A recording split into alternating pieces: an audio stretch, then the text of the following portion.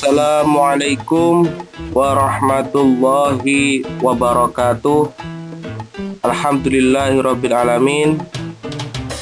Pada pertemuan hari ini, pertemuan perdana Pak Huluk dengan anak-anakku, siswa dan siswi kelas 7, baik dari Darul Muqomah dan dari Maqamul Amin. Semoga kita semuanya selalu diberikan Allah Ta'ala kesehatan dan selalu diberikan Allah Ta'ala ilmu yang manfaat baik di dunia maupun di akhirat. Sebelum kita mulai kegiatan hari ini, marilah kita berdoa mudah-mudahan ilmu nanti yang kita dapatkan bisa bermanfaat. Mari kita berdoa dimulai. Berdoa selesai. Terima kasih. Kita lanjutkan untuk tayangan berikutnya.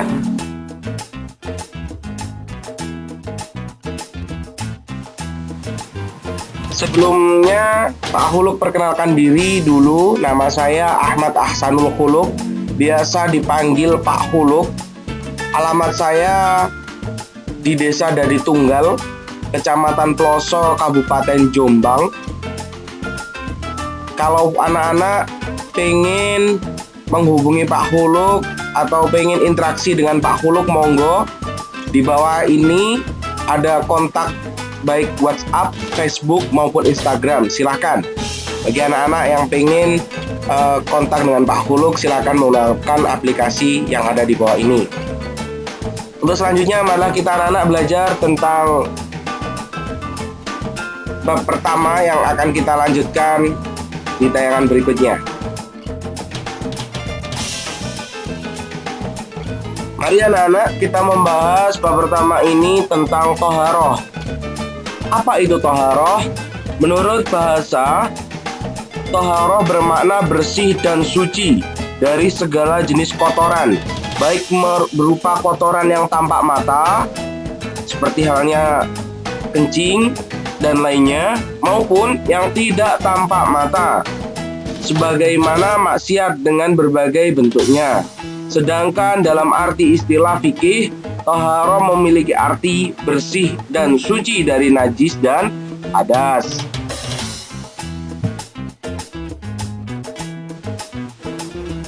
Baiklah anak-anak, kita sudah mengetahui apa itu toharoh, dan sekarang toharoh sendiri dibedakan menjadi dua, yaitu toharoh maknawiyah dan toharoh hissiyah.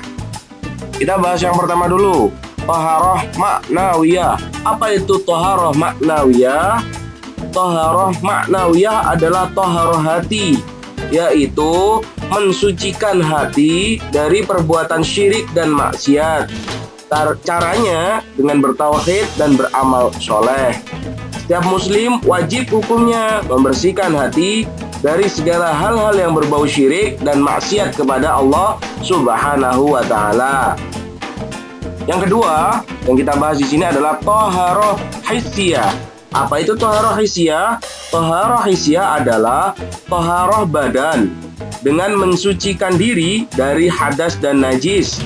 Dalam ajaran Islam, toharoh hissiyah disyariatkan dengan berwudu dan mandi, atau pengganti dari keduanya yaitu tayamum. Jadi toharoh itu dibedakan menjadi dua, ada yang maknawiyah dan ada yang toharoh hissiyah.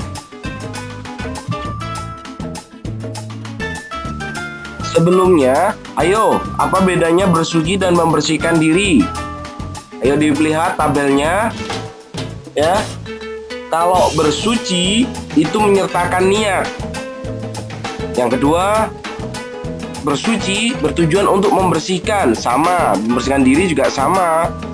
Unsur tata cara diatur oleh syariat Islam melalui ketentuan fikih untuk bersuci, namun untuk membersihkan diri tidak.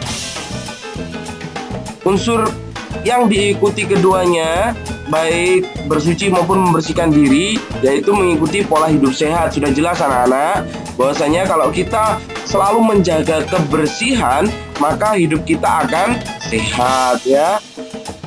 Karena apa juga kita sudah tahu, an-nadzafatu minal iman. Apa itu? Kebersihan sebagian dari iman. Oke anak-anak,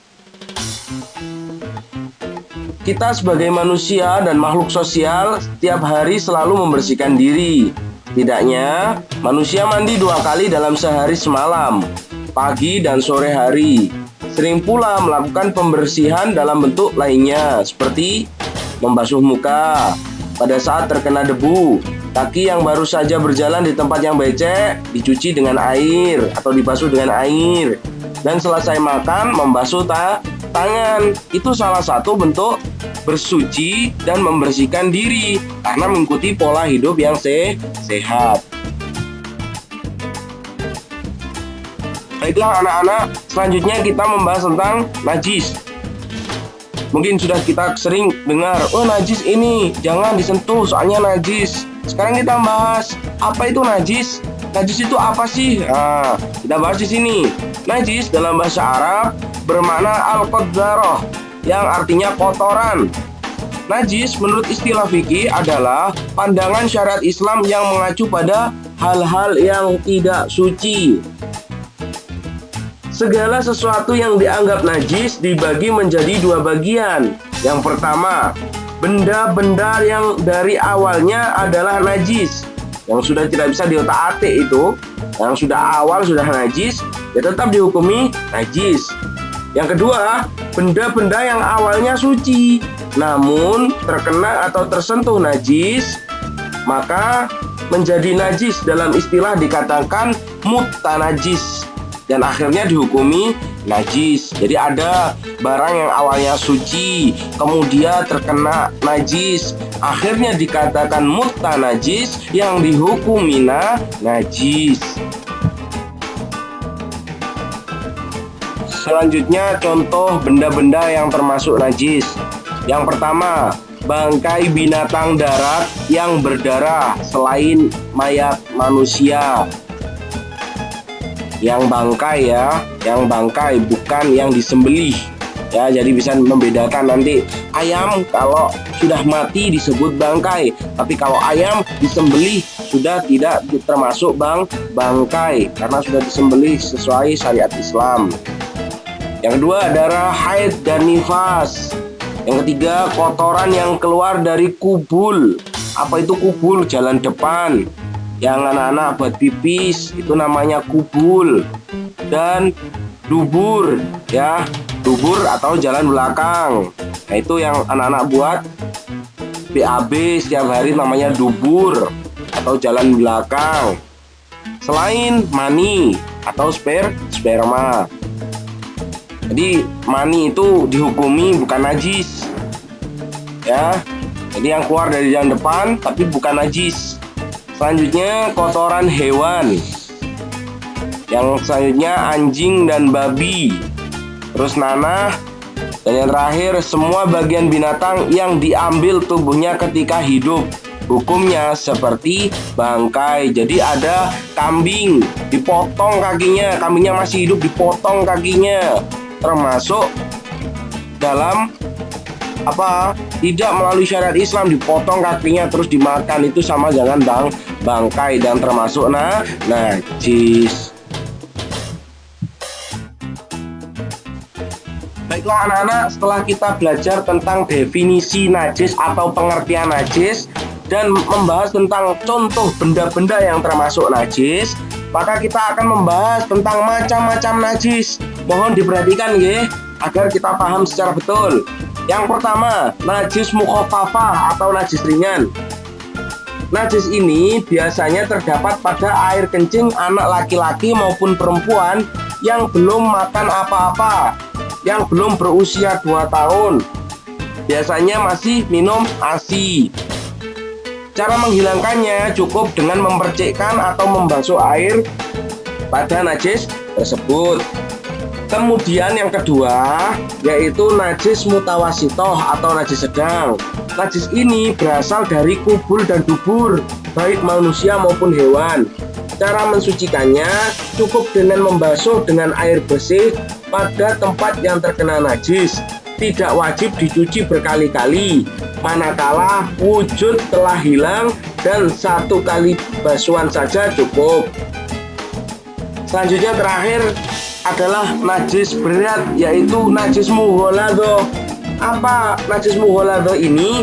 Najis yang berasal dari air liur anjing, air liur babi, air kencing, darah, serta kotoran anjing dan babi. Jadi yang bersumber dari anjing dan babi maka disebut dengan najis mughaladhah. Dan cara mensucikannya, karena najis ini adalah najis yang berat, cara mensucikan najis mughaladhah adalah membasuh dengan air sebanyak 7 kali basuhan, dan yang salah satunya dicampur dengan debu, digosok dengan debu, dibersihkan dengan debu. Pencampuran air dan debu bisa dilakukan secara bersamaan, kemudian diletakkan di tempat yang terkena najis.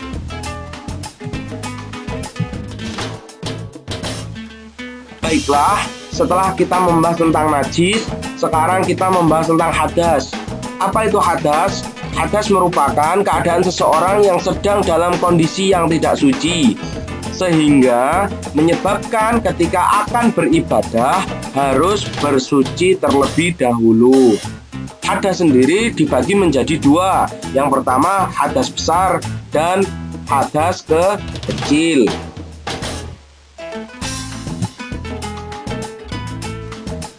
Hadas besar. Apa penyebab hadas besar? Yang pertama haid, nifas, dan wilada. Yang kedua junub. Yang ketiga meninggal dunia. Larangan untuk hadas besar: yang pertama mengerjakan sholat, yang kedua menyentuh Al-Quran, yang ketiga tawaf, yang keempat i'tikaf, yang kelima memasuki masjid. Cara bersuci yaitu dengan mandi janabah atau biasa kita sebut sebagai mandi junub atau mandi besar. Selanjutnya kita membahas tentang hadas kecil. Penyebab hadas kecil adalah 1. Keluarnya sesuatu dari kubul dan dubur. Yang kedua, sengaja menyentuh kubul dan dubur. Yang ketiga, hilang akal, baik karena gila maupun pingsan. Yang terakhir, bersentuhan kulit yang bukan mahramnya.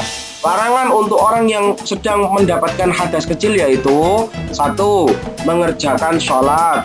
Yang kedua, menyentuh Al-Quran. Dan yang ketiga adalah tawaf. Cara bersuci dari hadas kecil, yang pertama adalah dengan berwudu, yang kedua dengan tayamum apabila tidak ada air.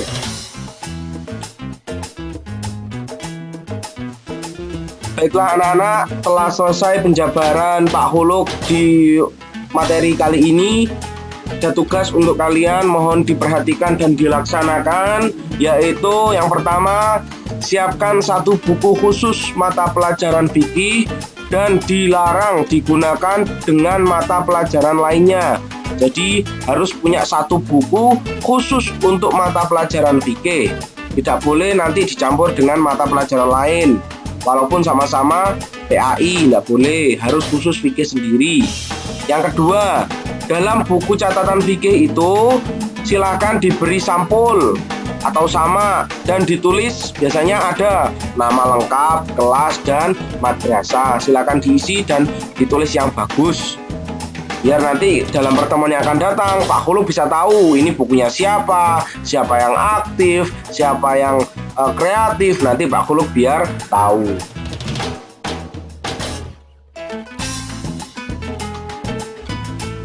Baiklah anak-anak, materi hari ini telah selesai, penugasan telah Pak Khuluk berikan. Semoga apa yang Pak Khuluk sampaikan bisa bermanfaat dan menjadikan ilmu bagi anak-anak semuanya. Kita tutup pertemuan ini dengan bacaan hamdalah bersama-sama. Alhamdulillahirabbil alamin. Terima kasih, mohon maaf apabila ada salah kata dari Pak Khuluk. Pak Khuluk akhiri, wallahul muwaffiq ila aqwamit thoriq. Assalamualaikum warahmatullahi wabarakatuh.